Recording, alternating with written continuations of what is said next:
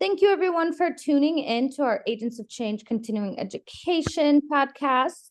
I am very excited today. We are going to be picking the brain of Aaron Nujumian Escajeda. Did I get that correct? Yes, perfect. Awesome. This is going to be more of a macro conversation, which I think is super important. I know we do a lot of clinical content, but this is meso macro work, and we're going to talk about the awesome stuff that he does. So I will give his introduction in just a second, but thank you, Aaron, for being with us today.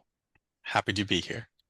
Okay. And we're going to be talking about policy and governmental advocacy. We were just talking, we're both in the DC area, so this definitely makes perfect sense that we would be having this conversation today. So I'm not going to go over the full details, but it's just a little bit of my background. I'm a child and adolescent therapist and owner of Brain Space Wellness. I do very different work than Aaron. I work with kiddos in a clinical setting. I founded Agents of Change Social Work Test Prep and Agents of Change Continuing Education. I'm also a doctoral candidate at SUNY Buffalo, and in that program, I'm specifically focused on technology and multicultural supervision and ethics, and how clinicians and practitioners can be more culturally humble in the work that we do. So that's just a little bit about me. And let me tell you a little bit about Aaron. He's a policy analyst at the U.S. Committee for Refugees and Immigrants, and he focuses on asylum and anti-human trafficking policies. He grew up in El Paso, so he will tell you a little bit about how his experiences have shaped the work that he does. He has been a program officer for the Trafficking Victim Assistance Program, and he's done research and policy development as a domestic policy intern at Refugees International. He's done survey design research, interdisciplinary collaboration, and I'm going to have so many questions for you, Aaron, because you do a lot of the macro policy work that a lot of us don't get the chance to know more about. So we'll be very curious about what you do on a day-to-day. So that's a little bit about Aaron. Let me do a little bit of our housekeeping so that you all can get your CEs. Why is this topic important? It's, of course, very, very important that we know how social work works on all the different levels. So policy and government advocacy is part of that. So we know that policy has an impact on client services, and that we know that our work is holistic. Our clients exist in worlds where there's policies and procedures. So it's important that we're knowledgeable about this and we are able to understand what influences go into it and how we can advocate. Advocacy and social justice, we'll talk about that. Specifically, how do we advocate for vulnerable populations? How do we become involved in these type of advocacy efforts? And how do we push for systematic change? That's really at the root of what social workers and mental health professionals do. And then interdisciplinary collaboration.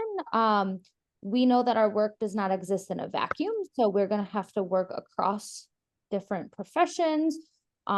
These could be people that have absolutely no knowledge of social work, and what does that look like? How do we get our voices out there? How do we get our opinions heard? How do we collaborate? So that's a little bit about why we're talking about this topic. And then our 3 learning objectives for today. Participants will develop actionable advocacy strategies. What does it mean to advocate? How do we do that? How do we do that through policy and legislative reform? Demonstrate interdisciplinary collaboration. We're going to talk about how do we do this? We have to do this in a lot of venues within the mental health profession and social justice efforts, but how do we do this? And then apply policy analysis. We're not going to go into a deep dive of how do you analyze policies, but just what is it? What might this look like? And those people that do this work, how do you gain those skills if you are going into more a policy analyst field? So without further ado, I will switch it on over to you, Aaron. And first of all, welcome, and just tell us a little bit about yourself and the work that you do. Of course. So I am a policy analyst, like Megan mentioned earlier, I work at the U.S. Committee for Refugees and Immigrants, USCRI, and I specifically focus on anti-trafficking policies and asylum policies. Regionally, I focus on the U.S.-Mexico border, since a lot of the asylum issues that we see here in the United States tend to focus or gather on the U.S.-Mexico border. But then I also focus on Southeast Asia, particularly on the ongoing humanitarian crisis in Myanmar, as well as the Rohingya refugee crisis. So that's the areas that I focus in, and my day-to-day looks very unique. I think it's very different depending on the week, depending on what's happening in the world, in the political landscape, as well as what's happening in with different crises around the world as well. Awesome. So you have a very unique role, it sounds like, which is really cool.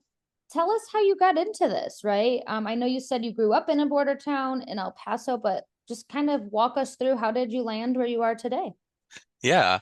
So I think originally I was studying, I went to school also at the University of Texas in El Paso. I was originally studying chemistry with a pre-med track, a very different type of field than what I'm doing now. But I left school for a couple of years and I lived in Brazil for 2 years. I did a mission work there, and also that was the first time I really experienced issues of classism, racism, government waste, different types of issues like that. So coming back to the States and wanting to finish my education, I know I wanted to transition more into the helping profession on and understanding how individuals interact with communities and what they can do to kind of impact and change the environments that they are in. While in El Paso, I had the opportunity to work briefly with then Congressman Beto O'Rourke. He had a staffer, Stephanie Acosta, who was a social worker. So she really opened my eyes to the idea of macro level social work, working within systems. Because if many people are facing the same issue or the same challenge, then maybe the problem isn't with the person, maybe it's with the system, and how the system is not being able to work well or deliver, or sometimes purposely it's not designed to help people who might be most vulnerable. So that really opened my idea to that space.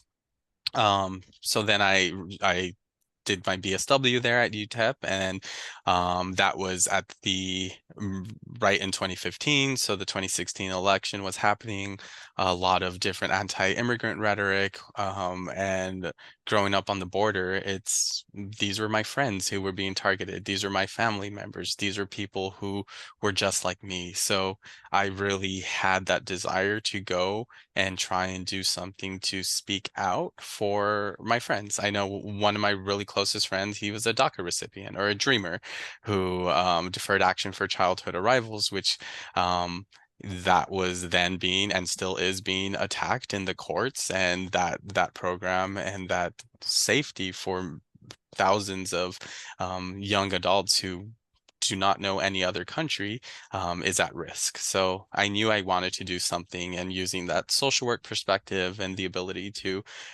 work within systems and at that level is something that I really desired and had to focus on doing. So that led me to grad school, where I knew I wanted to do a master's of social work to improve my interpersonal communication and that ability to create relationship, build rapport, and understand how people work. But I wanted to complement that with a dual degree as well, whether that would be in Latin American studies or public affairs or some other type of degree. But I ultimately decided on public affairs so I can gain some of those more hard quantitative skills, such as, statistical analysis, and different types of um, GIS mapping or different things like that. So that's kind of what led me to where I'm at right now, and paved the road to gain some of those skills as well as apply what I had been learning throughout my life, but also in undergrad. Quite the change from chemistry slash pre-med, right? I actually started too thinking I wanted to go into the medical field And I changed my mind. I did a mission trip down to Costa Rica and Panama. So similarly, I was like, I really like the work with communities, but I don't think the medical side is the best fit for me. So it's just really interesting how, as we grow and evolve, our perspectives change, and just the direction that we go into the work that we do changes as well. Yeah, and understanding that helping and serving can look like take on many different forms. It doesn't have to be medical field, but it can be in the helping profession or Yeah. social work or psychiatry or psychology or anything like that. Right. So, tell me a little bit about your current role. So you said that you focus on asylum seekers and trafficking victims. That could be very broad. You have a very, it sounds like you have a region that you work with, but still sounds very different day to day, I'm sure. Tell me a little bit about the work that you do. And it's broad, but it's probably not, it's broad, but very specific at the same time. So tell me a little bit about your current work. Yeah, so we also do a lot of the advocacy efforts that we focus on are working with members of government here at the domestic level. So I think because USCRI, the nature of the work that we do, we provide a lot of services to either refugees, asylum seekers, people who have received asylum, survivors of human trafficking, unaccompanied children, and so on, that at the end of the day, the advocacy that we're trying to do is to better um, influence policies and laws that are going to positively impact the people that we serve. So my day-to-day looks like a lot of coalition building. We have large coalitions that we're a part of with like-minded organizations as that also provide services, or other organizations that are purely advocacy focused. We do a lot of reading and writing, whether that be analyzing specific regulations or bills in Congress that are going to be that are going to come into effect. So we read a lot of that stuff, and then we write kind of briefs as well as other memos and reports to analyze these documents and how they will impact the people that we serve, and also trying to distill that into a digestible information, because sometimes or many times laws, regulations can be a little technical and difficult to understand. So trying to make that in like common everyday knowledge so people can know what's going to impact their communities. And I think that's such a positive, and that's such an important part of social work, is having the right to self-determination. And part of that is knowing what's going to impact them and their communities.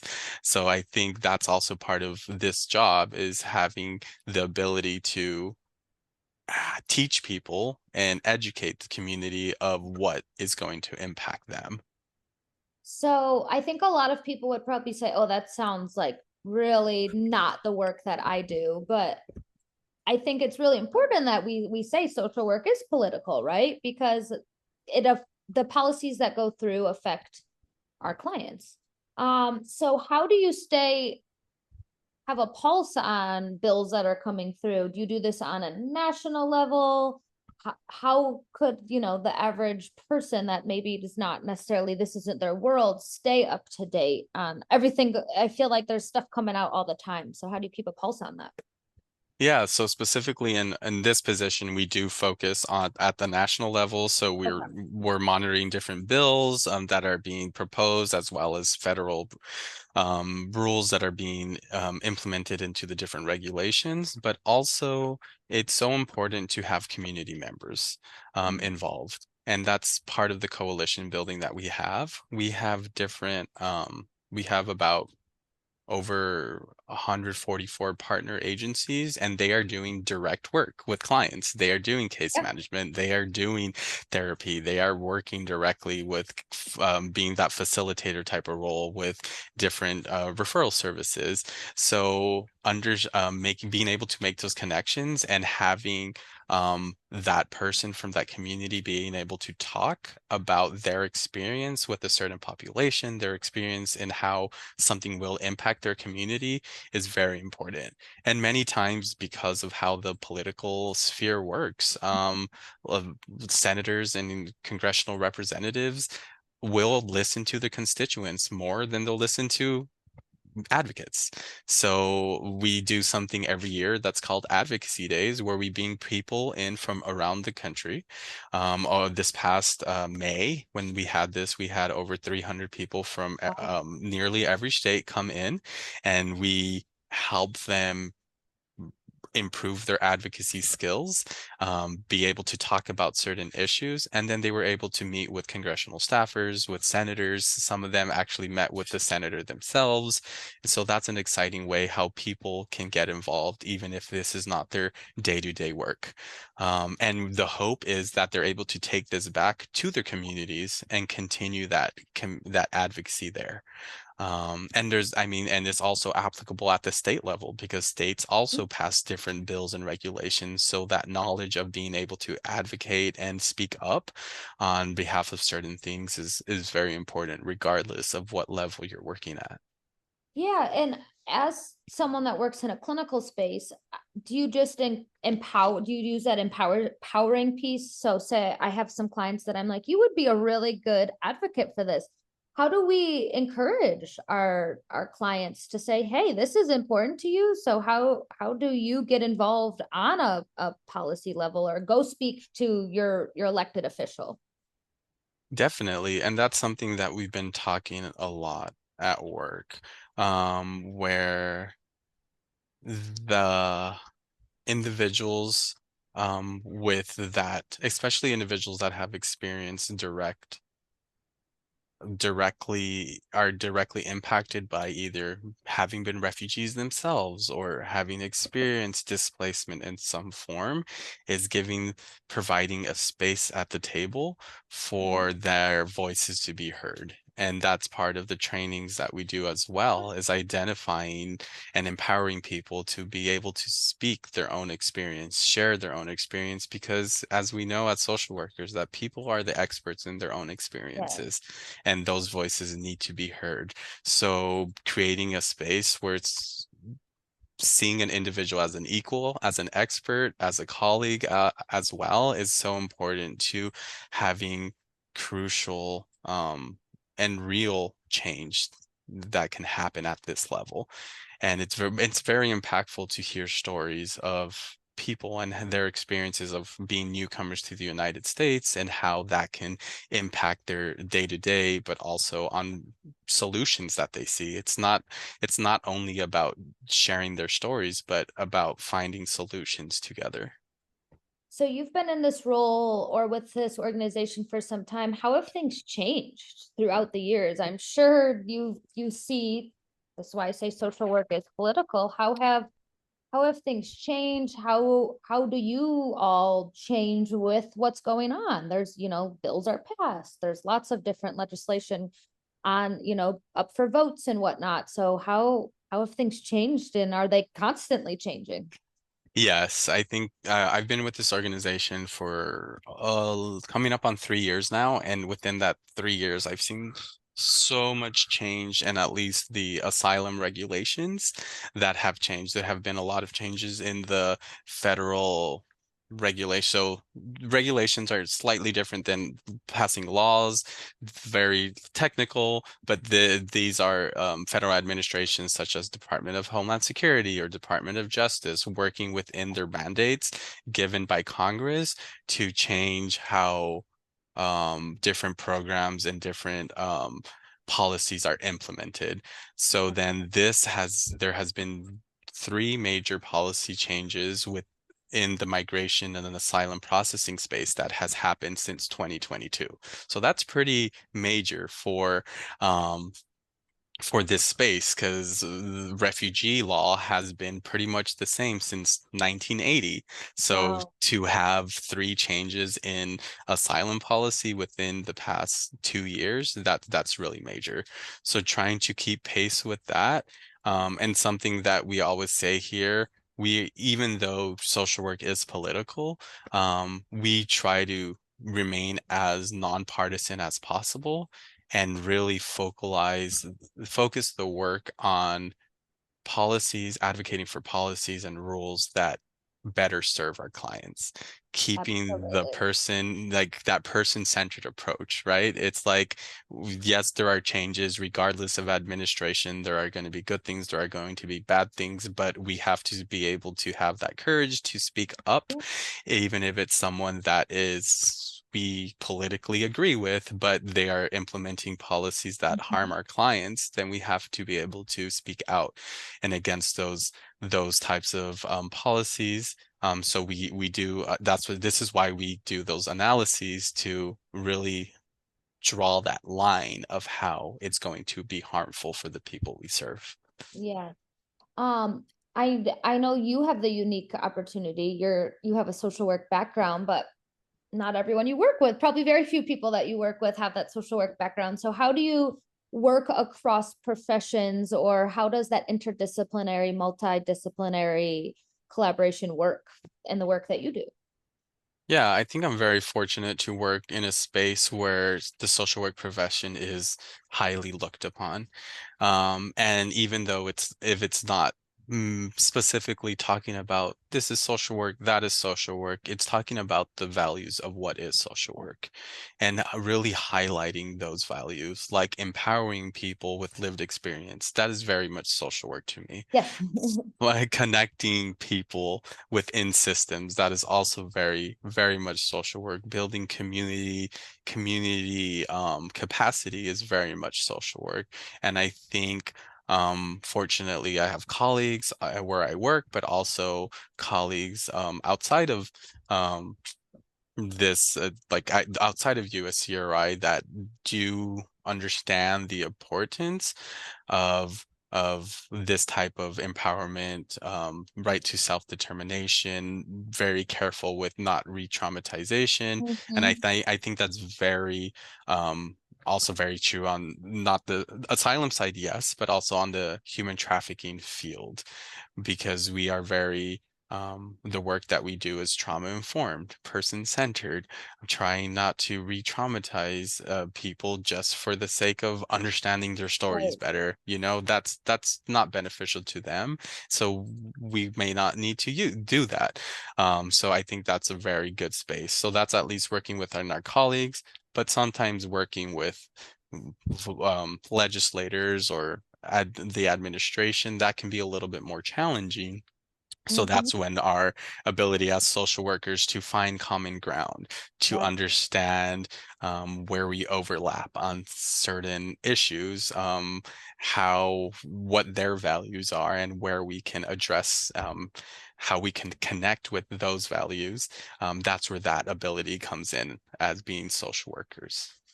And it's an election year, and we're not going to get political, but I wanted to pull this up because I think it's important. Voting is social work. So there's so many, at least since when I went to school, Michigan actually now has a political social work program, which is pretty cool. And Yeah. some of the professors there are running for local office, and I'm really happy to see that we're moving in that direction. But to you, when you see voting as social work, what does that mean to you? Vote Yeah, voting and having our communities get out and vote. Why, how is yeah. social work to you?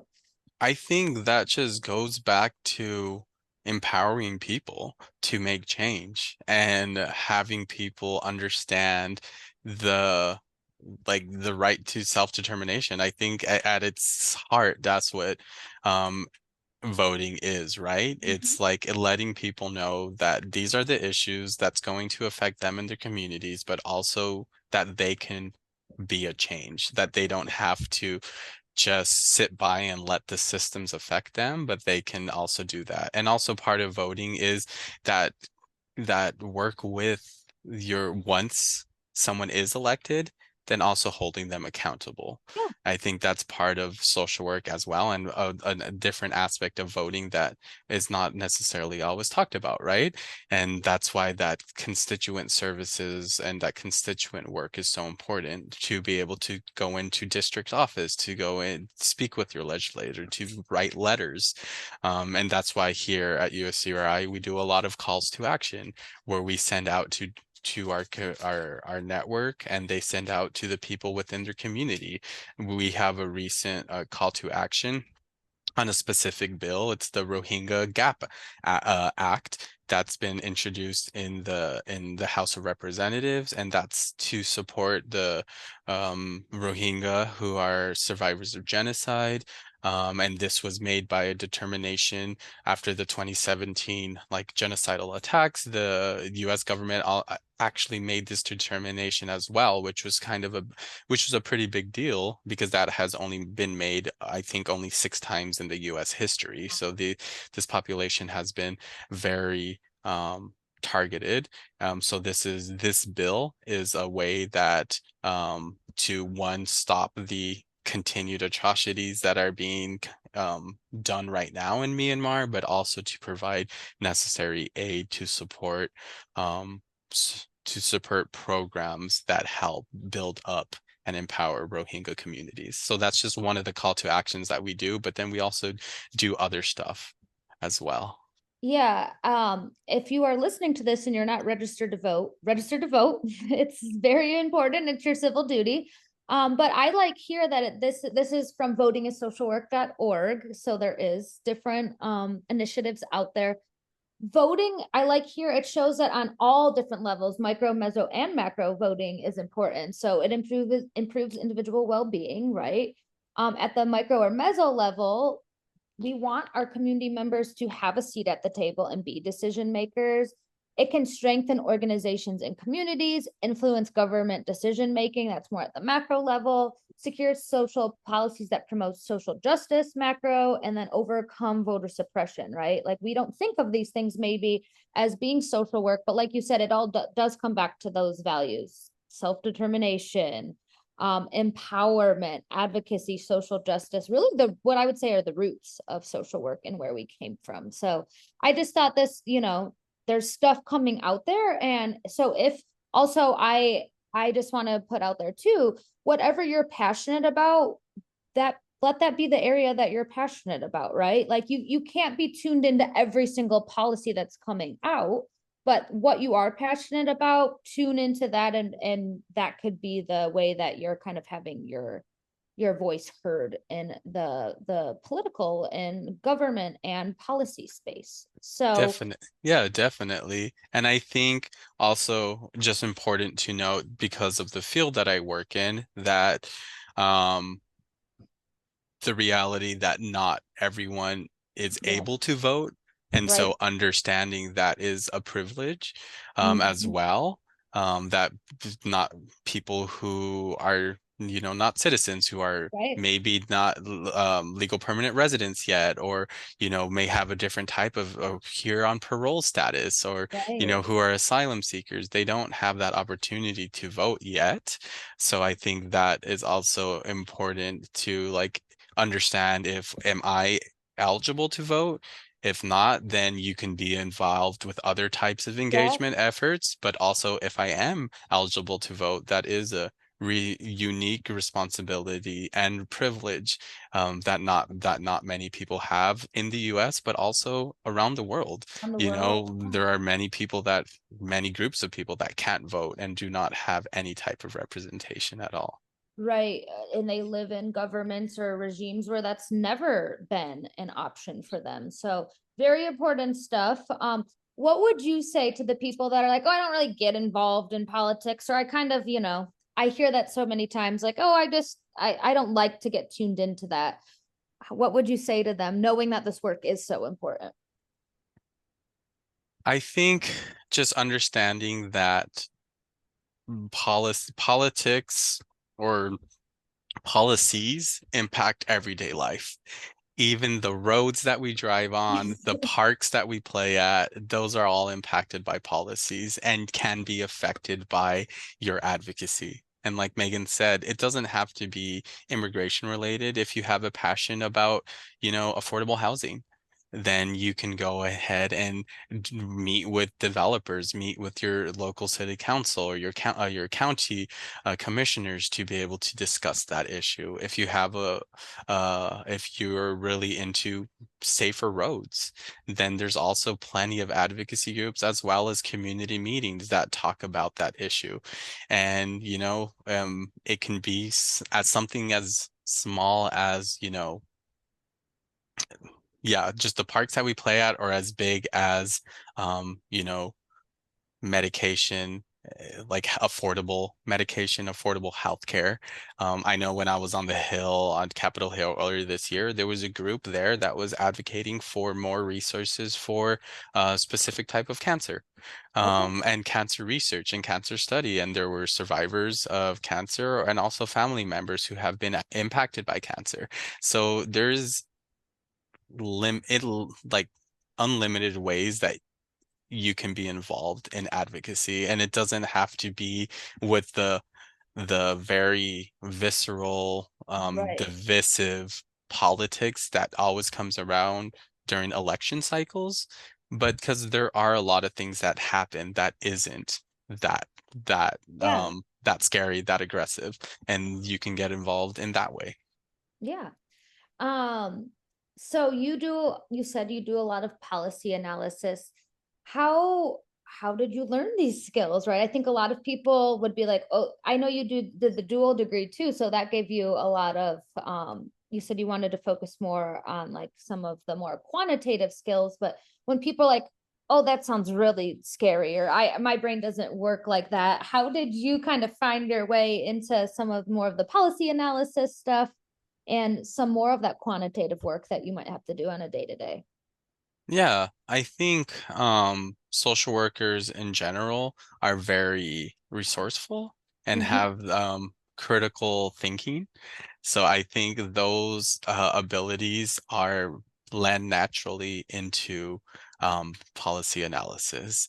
And yes, there may be very difficult words at times to understand, but understanding that it's just another critical situation, whether it's like another situation that requires critical thinking, Mhm. like if you're working with if you're doing case management and there's a client who is, you know, in need of different type of services, but there's barriers there.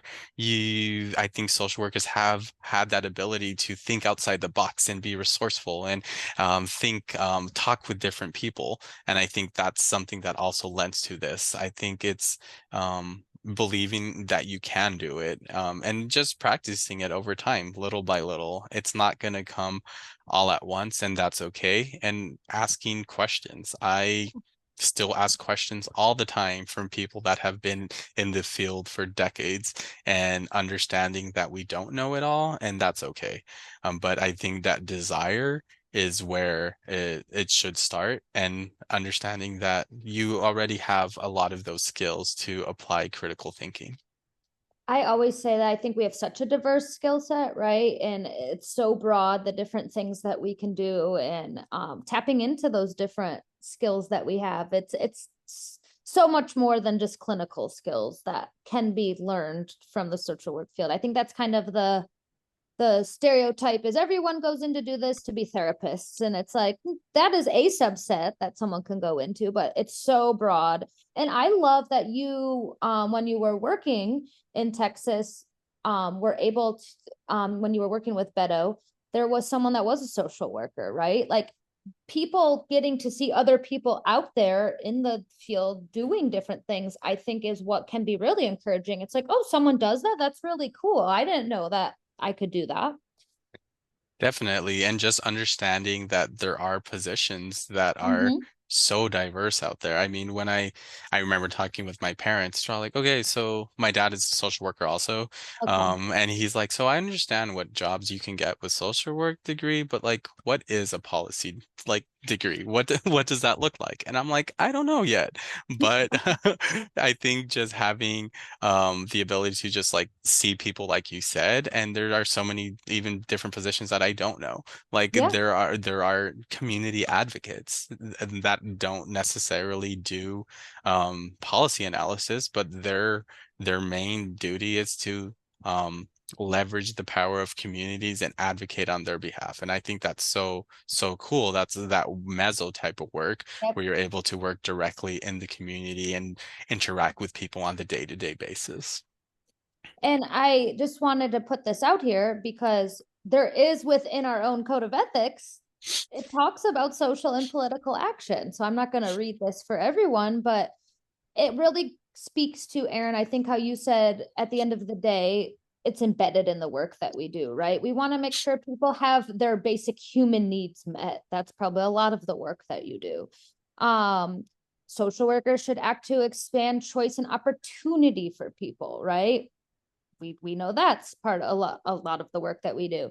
We should promote conditions that encourage respect for cultural and social diversity within the United States and globally. I like that our code of ethics actually mentions globally, because I think a lot of people don't think of that, and a lot of the work that you do is with outside of the United States. And then the last one is social workers should act to prevent and eliminate domination of exploitation, discrimination against any person's group or class on the basis of race, ethnicity, national origin, color, sex, sexual orientation, gender identity, expression, age, marital status, political belief, religion, immigration status, or mental or physical ability. How do you think doing the work that you do taps into any of these different areas here that are listed? I mean, I'm sure your work taps into all of them on a day-to-day basis, but I guess specifically my question is, working with marginalized or vulnerable communities, how does your policy work I strive mean, to have that voice heard? yeah, so I think that last point goes directly into the work that we do.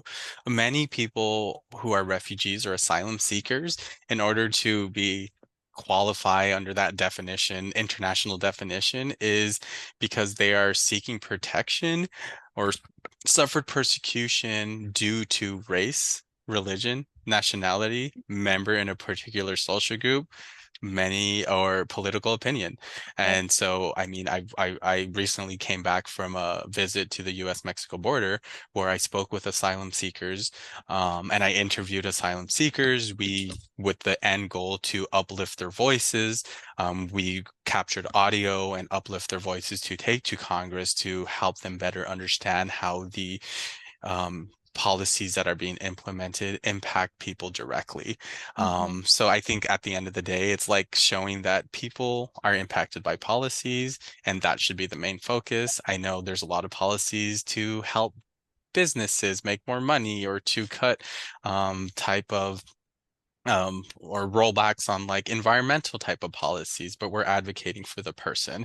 But there was one individual who I spoke with. They were from Guatemala, and they were an LGBTQ person, and they were an advocate there, but that was not accepted. So they Yeah. were persecuted. Their life was in danger, so they had to flee, and they traveled up to through Mexico, and they're waiting for the opportunity and just a chance to present themselves and seek asylum in the United States. So I think really that last point that was mentioned, it's like social workers should act to prevent and eliminate all of the domination, exploitation of all of these vulnerable groups. And I think one of the most vulnerable groups are people who have been displaced from their homes Yeah. because of persecution, just based on their identities, just based on different things like that. And I mean, right now in Afghanistan, there's gender apartheid happening where women's rights have been extremely rolled back. So that's something that we are advocating for, to help ensure that people have access to asylum and have access to like an expedited asylum process to ensure that they can receive safety. And that is, that is social work, and that is political action, and understanding that for for all the efforts to nationalize and just be the US and close off borders, we live in a globe. We live in Yeah. a world, and everything impacts one another. We don't live in isolation. And I think that's very important. And that just made me think of like going even more down to the basics, dignity and worth of the person, Yes. right? At the end of the day, human rights is why we're in this work, is because we believe that in the dignity and the worth of all human beings, right? So um just I really like that you gave that example, that there's a lot of different policies, but how this gets to the heart of social work is that we're here to advocate for humans Yeah. and equal treatment of all humans. Um, one last question. How do you balance short-term goals versus long-term goals? Because I can imagine sometimes you might be waiting quite a while for something to pass. So what does a short-term goal look like in the work that you do, and what might be like a longer term, and how far out is a long-term goal sometimes? Yeah, I think a short-term goal can be something as simple as educating the public, because I think the news cycles tend to focus on a certain crisis, as we saw with like Yeah. Afghanistan, and then that was quickly overshadowed by Ukraine, and that was quickly overshadowed by other stuff. But there is not as much discussion as like what's happening in Sudan or what's happening in Myanmar, what's happening with like other populations that are very vulnerable and also facing a different type of mistreatment. So that's part of changing the dialogue and discussion and helping educate people of what's happening and educating the legislators and the stakeholders and the policymakers. So I think that that is a short-term goal, and it's like this is happening right now. Yes. Look at it. I think a longer term goal is making those types of coalitions to influence how what language is included in laws, what language is included with different types of regulations. And I know we've been asked for there is the Grace Act, which is a bill that would help survivors of human trafficking as well as survivors of other type of gender-based violence and foreign nationals. And last year, when the writers of this bill had questions, they came to our coalition. They asked us. They wanted our expertise to understand, like, how would this help survivors? So I think that comes from years of building Mhm. coalitions and building relationships, but also we know that it's not going to pass tomorrow, unfortunately. Right. But then there's advocacy that where we're teaching the public about like the importance of this bill and the need for this bill, so then they can go and talk with their Congress members of Congress, their representative or their senators. So then that's like a longer term goal. And I think especially with immigration, that's such a third rail issue. Um, there's been a talk of comprehensive immigration reform since 2000. And there we were almost on track to get that. But then people really wanted all or nothing approach. And Mhm. then 9/11 happened, and that really changed the discussion and the dialogue with immigration reform. And we haven't been able to get anywhere near that in 24 years. Yeah. So I'm very much an incrementalist approach type of Okay. person, because that's how we build. We take small steps in order to make larger change. Because if all or nothing, then that's where we get divisive as a Yeah. country, and I think that's unfortunately where we're at right now. Yeah, I like that you said you're incrementalist, because I was thinking sometimes you got to play the long game, but like you said, the long game could be in 24 years, what that looks like.